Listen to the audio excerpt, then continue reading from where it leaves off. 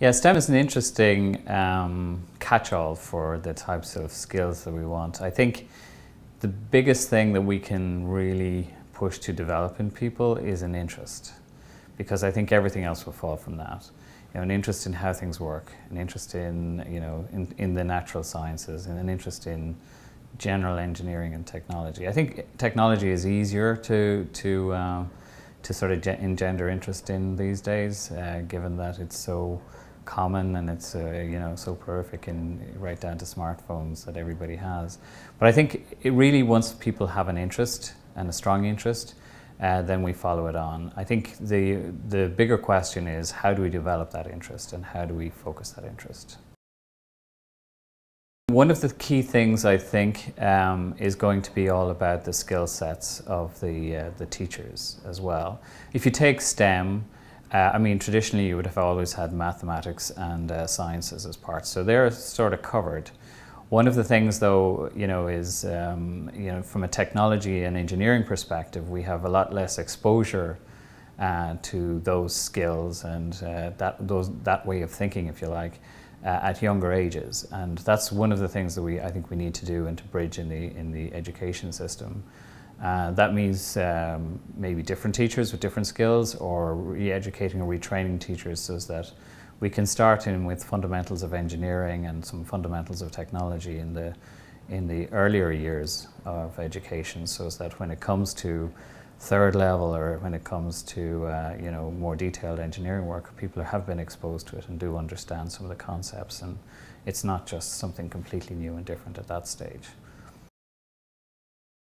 We get involved with DCU in the Maths Outreach program that they have to try and encourage younger kids to stay with mathematics, to actually make it something interesting and not something that people just look at as hard and therefore don't follow it up. And I think that we lose a lot of people through that, particularly girls. And so we're involved in that, and we get involved in Fast Track to IT, which is a sort of industry grouping company that tries to help training and further training in engineering and technology especially. So we're involved in a number of different initiatives, both at an industry and at an educational level with some of the universities, to try and promote STEM as much as we can. We have an AOL Java 8 meetup group that we've established here that meets here regularly.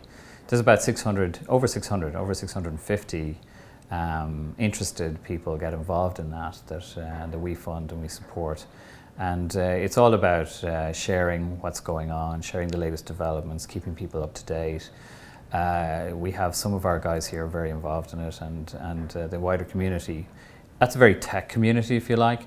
On the other end of it, we are also sponsors of Coder Dojo, and that's the other end of the spectrum, where we have very young kids getting involved. And we ran a competition actually as part of the Coder Dojo event in the RDS recently, and I think it's next week we start a boot camp for young kids. Well, they're not that young, they're teenagers, who are going to come here for a series of sessions over a number of weeks where we show them how to code, how they can develop their coding skills and so on.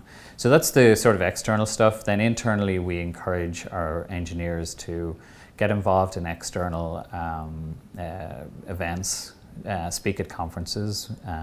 Internally, in terms of career development, we're constantly looking at ways that we can bring on the skills of the people that we have here and give them options, master classes and so on.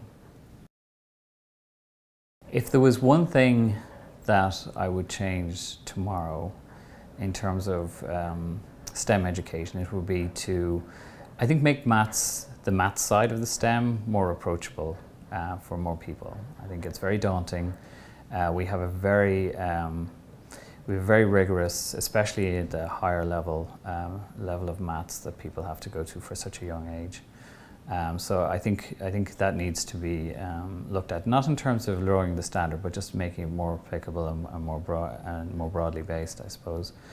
And the second would be to introduce the T&D aspects, technology. It's regarded almost as a vocational skill and is available in some schools, but the mainstream schools do not have the detailed technology type courses that we would like to see. And certainly engineering is left then to third level, whereas engineering can be introduced much earlier on. And the whole thing, from my perspective at a second level, is to really get the interest going, get people interested in the subjects and to develop that interest then. And it's naturally self-selecting, and those that are good at it will develop it. And but I think the more people that are exposed to the subjects and that develop an interest, the more we will see coming through, and I think it'll just really build a very strong basis for STEM subjects. Enjoy this video? Click here to get the latest news from siliconrepublic.com and find us on social media.